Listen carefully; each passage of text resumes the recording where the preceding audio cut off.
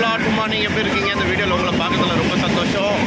இன்றைக்கி காலையிலே ப்ரேயர் முடித்தோம். காலையிலே எழும்பி ப்ரேயர் முடிச்சுட்டு வாக்கிங் நடக்க ஆரம்பிச்சிட்டோம். நடப்போம், நலம் பெறுவோம்.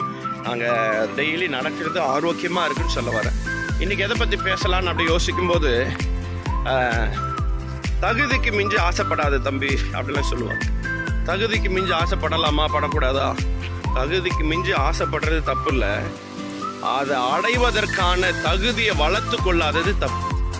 அதை அடைய வேண்டிய வாய்ப்புகள், அந்த வளர்ச்சிகளை நம்ம தான் அதை என்ன பண்ணணும்னா வளர்த்து கொள்ளணும். பைபிள் வசனம் சொல்லுது பாருங்களேன், பிலிப்பியர் 2:13 ஏனெனில் தேவனே தம்முடைய தயவுள்ள சித்தத்தின்படி விருப்பத்தையும் செய்கைகளையும் உங்களில் உண்டாக்குகிறார்.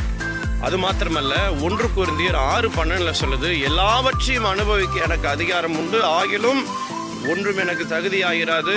ஆகிலும் அவர் சொல்றாரு, எதற்கும் நான் அடிமைப்பட மாட்டேன். அதே 1 கொரிந்தியர் 10:23 சொல்றாரு, எல்லாவற்றையும் அனுபவிக்க எனக்கு அதிகாரம் உண்டு, எல்லாம் எனக்கு பக்தி விருத்தியை உண்டாக்காது. ஏன் இதை சொல்ல வரேன்? அப்போ நல்லா புரிந்து கொள்ளுங்க. ஆசைப்படலாம், அதை அடைவதற்கான தகுதியை வளர்த்து கொள்ளலாம். ஆனாலும் நமக்கு ஒரு கடவுள் ஒருத்தர் இருக்கிறார். அவருடைய சித்தத்தின்படி, அவருடைய விருப்பத்தின்படி, ஏன்னா அவருடைய சித்தத்தின்படி விருப்பத்தையும் செய்கையை நமக்குள்ள வச்சிருக்கிறார்.